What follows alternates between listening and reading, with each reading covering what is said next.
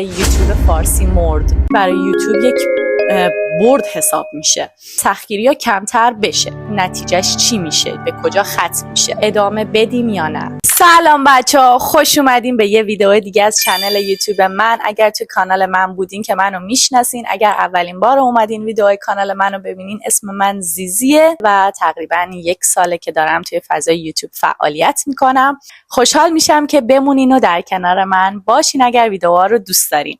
امروز اومدم راجع به یک موضوعی که خب توی چند روز اخیر به شدت اخبارش بولد شد و شنیدیم، راجع به یوتیوب و یوتیوب فارسی صحبت بکنم که خب یه دفعه هممون شگفت زده کرد. من از خواب که بیدار شدم مثل همیشه اینستامو باز کردم که چک کنم استوریا رو، یهو با این خبر مواجه شدم که یوتیوب فارسی مرد. اصلا شوکه شدم.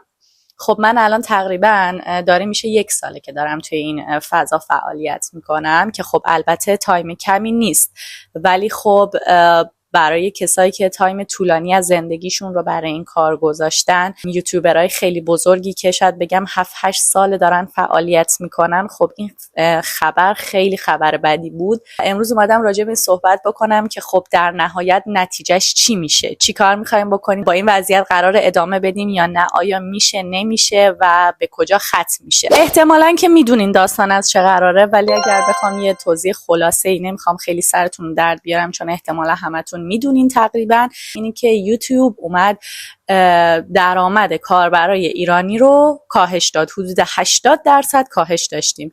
یعنی چی؟ یعنی که هر یوتیوبری که مخاطبش ایرانی باشه، فرقی نمیکنه اون یوتیوبر تو ایران زندگی کنه یا خارج از ایران زندگی کنه یا مثلا مهاجرت کرده باشه، که شامل خود منم میشه، مستثنا نیست، هر کسی که مخاطبش ایرانیه این درآمدها براش کاهش پیدا کرد. که خب برای بعضی از کانال ها این اثبات شده و خیلی افت زیادیه. مثلا من توی اخبارا دیدم که یه سری از کانال ها یوتیوب تشخیص داده که 97% مخاطبینش ایرانیان و تقریبا 80% از درآمدش افت کرده بود. این خیلی خبر بدیه واقعا. فکر کن تو 7-8 سال داری یه کاریو پیش میبری، مثلا یه خونه‌ای میسازی، یه شبه بزنن خرابش کنن.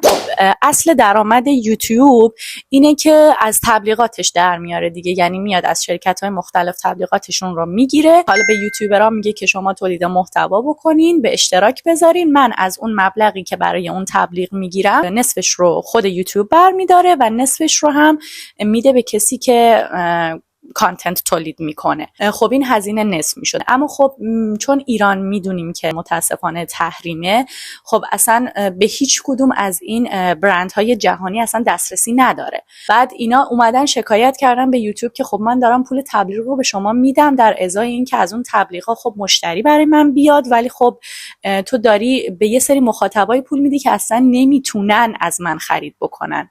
شما میخواین از آمازون خرید بکنید، از مکدونالد مثلا میخواین خرید بکنید، این میاد به یوتیوب پول میده که تبلیغش رو بین ویدیوهای مردم بذاره. من یه ویدیو آپلود میکنم، هر چقدر که از اون مبلغی که برای تبلیغ شرکت مکدونالد میده 50%ش به من میرسه، در صورتی که مخاطبایی که دارن ویدیوهای من رو میبینن هیچ کدوم نمیتونن خرید بکنن. پس یوتیوب اومد این رو قطع کرد که به نظر من دیر یا زود این اتفاق باید میافتاد و این شاید برای یوتیوبرهای ایرانی خیلی بد باشه، ولی خب برای خود یوتیوب یک امتیاز بزرگ به نظر من محسوب میشه، برد حساب میشه. در واقع داشت برای پولی میداد که هیچ مشتری پشت این قضیه برای اون شرکت ها نمیرفت. اما یه داستانی هست، این که خب هر سال توی ماه دسامبر که آخرین ماه سال میلادیه، یعنی تقریبا نزدیکای کریسمس، این اتفاق برای یوتیوب میفته. یعنی منی که تازه 1 سال خودم تولید کننده ی محتوام توی این فضا، ولی خیلی ساله دارم میبینم، همیشه حدود بگم 10-15 ساله همیشه عاشق یوتیوب بودم. کلا انقدر که با فضای یوتیوب راحتم و میام ویدیو یوتیوب رو میبینم، اینستاگرام رو نمیبینم. همیشه تو ماه دسامبر میدیدم که میان راجع به این قضیه توضیح میدن که حالا یه سری سختگیری‌ها دارن میکنن، مخصوصا به ایرانی‌ها. خیلی شنیدم که یه خبر خوشحال کننده هم بود که ممکنه انقدر هم این داستان قوی نباشه و حالا به خاطر اینکه نزدیک کریسمس یه ذره سختگیری بکنن و باز سختگیری‌ها کمتر بشه. الان چندین ساله که الگوریتم یوتیوب یه جوری شده که سعی میکنه که آی پی هایی که از داخل ایرانن رو تا حدودی تشخیص میداد. مثلا کسایی که با وی پی ان های رایگان وصل میشدن، خب این اتفاق براشون میافتاد و شناسایی میکرد و درآمدشون رو حتی به کسی که تولید کننده محتواست هم نمیداد این درآمد رو و اون رو ازش کسر میکرد. در صورتی که الان الگوریتم یوتیوب اومده آی پی هاش رو خیلی قوی تر کرده و حتی کسایی که با وی پی ان هم از توی ایران وصل میشن و شناسایی میکنه، پس درآمد اون ویدئو تعداد کسایی که از ایران میبینن درآمدی به شما نمیده. خیلی از یوتیوبرها رو دیدیم راجع به این موضوع صحبت میکنن که آقا اصلا تبلیغ نمیاد دیگه. حالا من امروز میخوام راجع به ضربه‌ای که این خبر یوتیوب به یوتیوبرهایی که دارن خارج از ایران زندگی میکنن صحبت بکنم. ببینیم بچه‌ها، خب یوتیوب اگر بخوایم کلی حساب بکنیم خب درآمد آنچنانی نداریم. اصلا حالا کاری با یوتیوبرهایی که خیلی بزرگن و کانالای خیلی خفنی دارن و از چندین سال قبل دارن فعالیت میکنن اصلا کاری ندارم. من دارم راجع به کسایی صحبت میکنم که اصلا کانالهای متوسط دارن. یوتیوب داره به دلار درآمد میده دیگه. خب و کسایی که دارن تو ایران زندگی میکنن دارن به ریال خرج میکنن. پس این موضوع برای کسایی که داخل ایران دارن زندگی میکنن خب خیلی بد نیست. اما کسایی که مهاجرت کردن به کشورهای دیگه و مجبورن که به واحد پول اون کشور هم خرج بکنن، خب خیلی فرق میکنه. فکر کن شما به ازای هر 1000 نفر بازدیدی که یوتیوب داره مثلا به شما $10 میداده، الان خب میشه 1/10.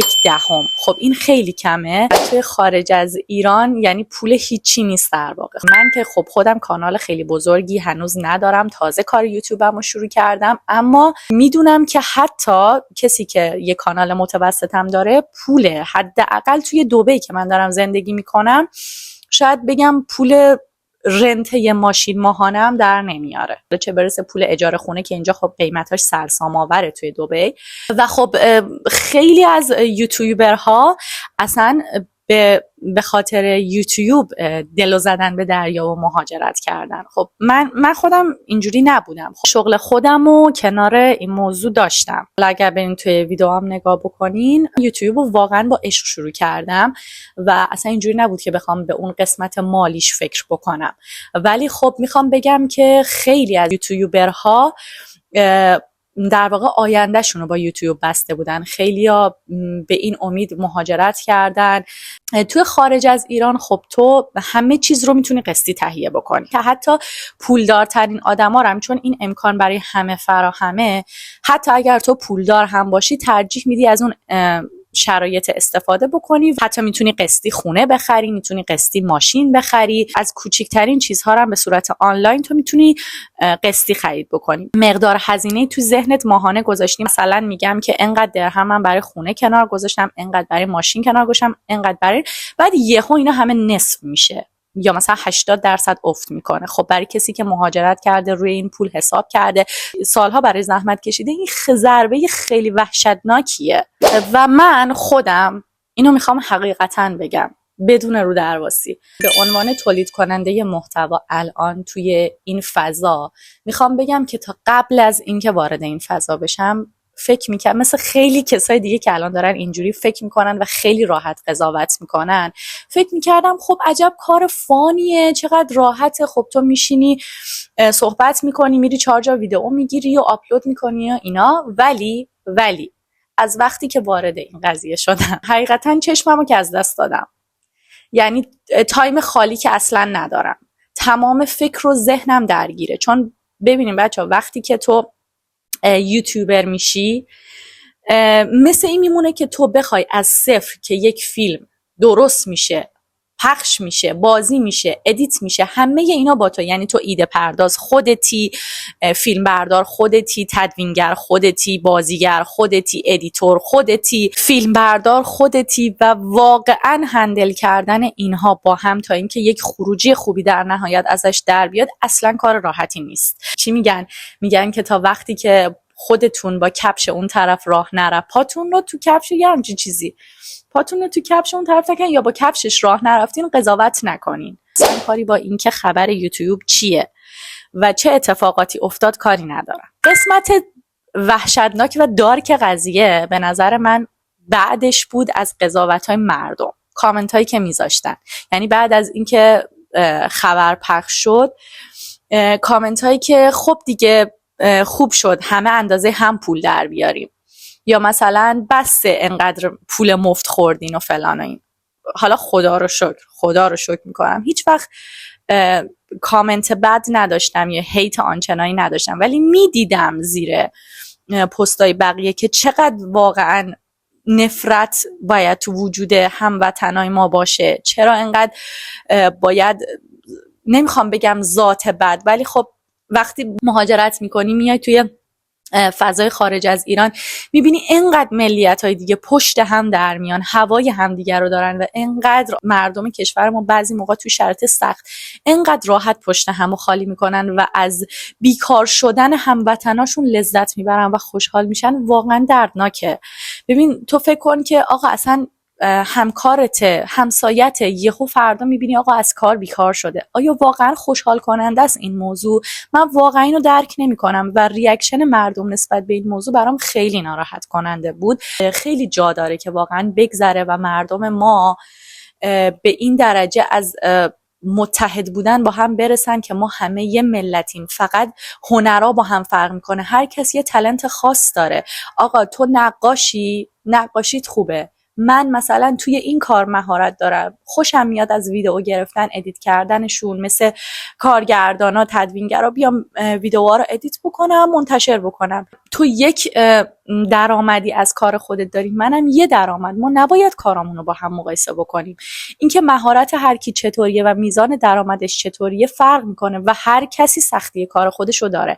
من الان نمیخوام بگم کار ما خیلی سخته، نه، کار معدن اولین کار سخت دنیاست، ولی خب واقعا میگم کار راحتی هم نیست. یعنی من خودم به شخصه بعضی موقع کم میارم، تمام ویدیوهامو خودم ادیت میکنم، ادیتور که ندارم و اصلا همه چیز 0 تا 100 با خودمه. اینو با پوست و استخونم لمس کردم و میتونم بگم واقعا با تمام وجود دلم سوخت برای کسایی که چندین ساله دارن توی این فضا فعالیت میکنن. سخته که تو به امید ساختن یک زندگی، به امید ساختن یک بیزینس، یک برند شخصی خودت، یک کار، 7-8 سال تمام عمر و زندگی تو بذاری پای یک کاری، بعد یک شبه با یک خبر همش برباد بره. اما میخوام در آخر راجع به این موضوع صحبت بکنم که آیا با این شرایطی که الان هست ادامه بدیم یا نه؟ اینکه آیا من خودم به شخصه توی این فضا میتونم ادامه بدم، دووم میاریم یا نه؟ حقیقتا من اون تایمی که شروع کردم یوتیوبم رو، خب من عاشق این کارم. دروغ چرا؟ هیچ کس اینجوری نیست که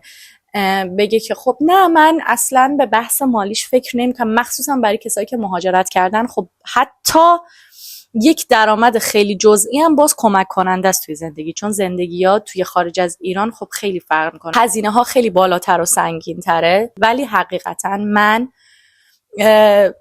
بیشتر از این که بخوام به بحث مالیش فکر بکنم، دوست داشتم این کارو. یعنی من عشق میکنم برم ویدیو بگم. مامانم همیشه میگه تو از بچگی عاشق فیلم گرفتن و عکاسی بودی. یعنی هر جا میرفتم اون موقع که اصلا اینستاگرامی وجود نداشت، هیچی وجود نداشت، دوست داشتم عکس بگیرم، فیلم بگیرم از جاهای مختلف. واقعا با عشق اومدم و یکی از علتاش هم اینه که فضای یوتیوب رو دوست دارم، به خاطر اینکه احساس میکنم اینجا آدما خود واقعیشونه. من خودم هیچ وقت آدمی شوآف کنی نیستم، یعنی تو اینستاگرامم اینجوری نبودم، اما واقعا تو یوتیوب من خودمم.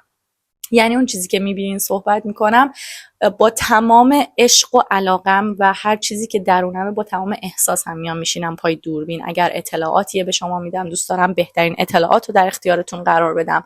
اگر که سوالیه جواب بدم، اگر که چالشیه، ولاگیه، سعی میکنم به بهترین شکل براتون به نمایش بذارم. ولی میخوام بگم که حتی یوتیوبرهای بزرگ، مثلا یه ویدئوی من از کانال میا پلیز دیدم، احتمالاً اگر که یوتیوبر واقعی باشین کانال میا پلیز رو میشناسین، از اولین یوتیوبرهای ایرانی بود که توی کانادا هم داره زندگی میکنه و فکر میکنم مثلا همون موقعی هم که کانالش رو شروع کرده مهاجرت کرده بودن.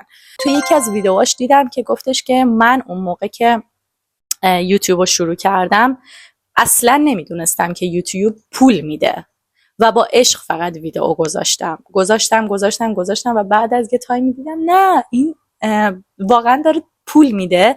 و میگفتش که تا چندین سال هم من شغل خودم رو جدا داشتم و حالا کوروش همسرش هم شغل خودش رو جدا داشت و میگفت بعد از چندین سال که دیدم که خب میتونه جایگزین شغل خودم باشه دیگه، مثلا اینو به عنوان یک شغل انتخاب کردن ثابت. میخوام بگم یعنی با عشق این کار رو انتخاب کرده بود و اصلا یک داستان از پیش تعیین شده پشتش نداشته و با عشق ادامه داده و فکر میکنم یکی از علتهای موفقیتشون هم همینه که با حال خوب توی ویدیوهاشون ظاهر شدن و خود واقعیشون بودن. خلاصه این که من خودم به شخصه چون عاشقتونم و همون جوری که میبینم مثلا یه روز حالم بده یهو گوشی رو باز میکنم یه کامنت خیلی قشنگ ازتون میبینم و روز منو میسازین و انقدر به هم عشق میدین، منم همون عشق رو متقابل به شما بدم، به دور از این که بحث مالی توش باشه و عشق میکنم از این که کنارتونم و همچنان پرقدرت ادامه میدم و سعی میکنم که بهترین خودم باشم براتون. همونجور که میدونین من راجع به دبی صحبت میکنم، اطلاعاتی که در اختیارم باشه حتما سعی میکنم باهاتون شیر بکنم. سوالی موضوعی دارین حتما توی کامنت ازم بپرسین، همه رو جواب میدم، با هم در ارتباطیم. مواظب خودتون باشین به امید این که همه چیز همیشه خوب باشه و همه هموطنانم حالشون خوب باشه. دوستتون دارم. ویدئوی بعدی میبینمتون. خداحافظ.